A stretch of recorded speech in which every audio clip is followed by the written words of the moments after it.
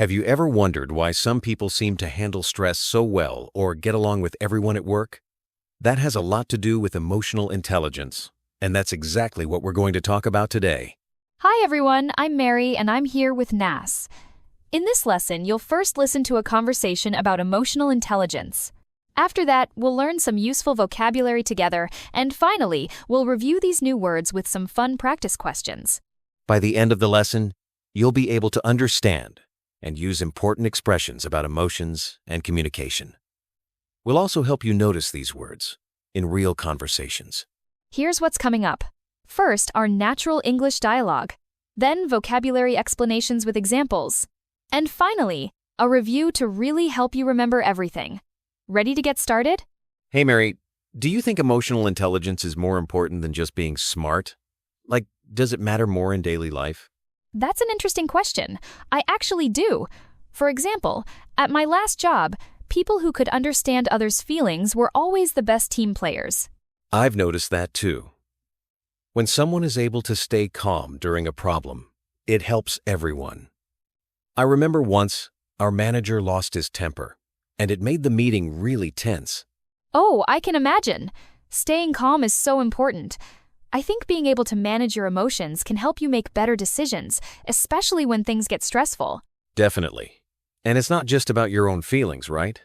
Emotional intelligence is also about understanding other people.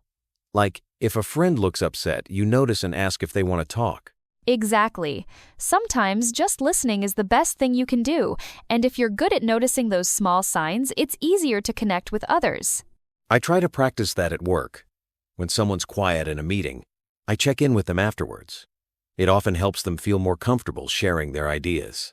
That's a great example, Nas. It shows you're not only aware of your own emotions, but also of others. I think that's the heart of emotional intelligence. Let's talk about some important words and expressions from our conversation. We'll explain each one and give you an example sentence so you can use it too. The first one is emotional intelligence. This means understanding your own feelings and the feelings of other people. Example: good leaders usually have strong emotional intelligence. Next, team player. A team player is someone who works well with other people. Example: Anna is a great team player. She always helps her colleagues. How about stay calm? This means to not get angry or upset even when things are difficult. Example: it's important to stay calm when you have a problem at work. Another phrase is lose your temper. That means to suddenly become angry. Example: my boss lost his temper during the meeting. Tense is a word we used. If a situation is tense, people feel nervous or uncomfortable. Example: the classroom was tense before the big test. Now, manage your emotions. This means to control how you feel. Example: he managed his emotions during the argument and didn't shout. Connect with others is another useful phrase. It means to build a good relationship with someone. Example: it's easier to work together when you connect with others. Let's not forget notice. If you notice something, you see it or become aware of it. Example: I noticed you were quiet today. And lastly, check in. To check in with someone means to ask how they are, usually to show you care. Example: I checked in with my friend after her exam. We'll go through these words a bit more slowly now, so you can really remember their meanings and examples. And if you want, you can pause and write down the examples to practice later. Now that you know the key words, let's listen to the conversation again. This time, focus on how we use these new expressions in context. Try to listen for words like team player, manage your emotions, and check in. Notice how they fit into real conversation. If you don't catch everything, that's okay, just do your best. And remember, you can rewind and listen as many times as you want.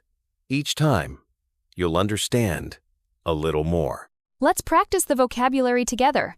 I'll give you a sentence with a missing word, and you can try to guess which word fits. Ready? When you, with others, it's easier to work together. What do you think goes there? The answer is connect. Great. Next one.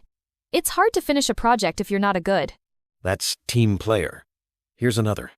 She always in with her coworkers when they look stressed.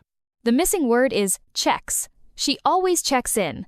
Let's try one more. He stayed during the emergency and helped everyone. The answer is calm. Well done. And now, try making your own sentences using some of these words. That will really help you remember them. Let's do a quick recap. Today you learned key words like emotional intelligence, manage your emotions, and team player. We also practiced phrases like connect with others, stay calm, and check in. Try to use these in your daily English. The more you use these words, the more comfortable you'll feel with them. Don't be afraid to review or listen again if you need to.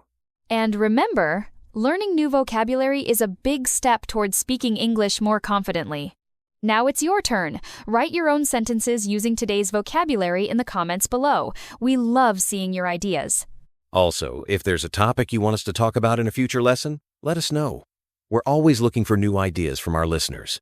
Thanks for joining us today. Keep practicing, and we'll see you next time on our English listening lesson.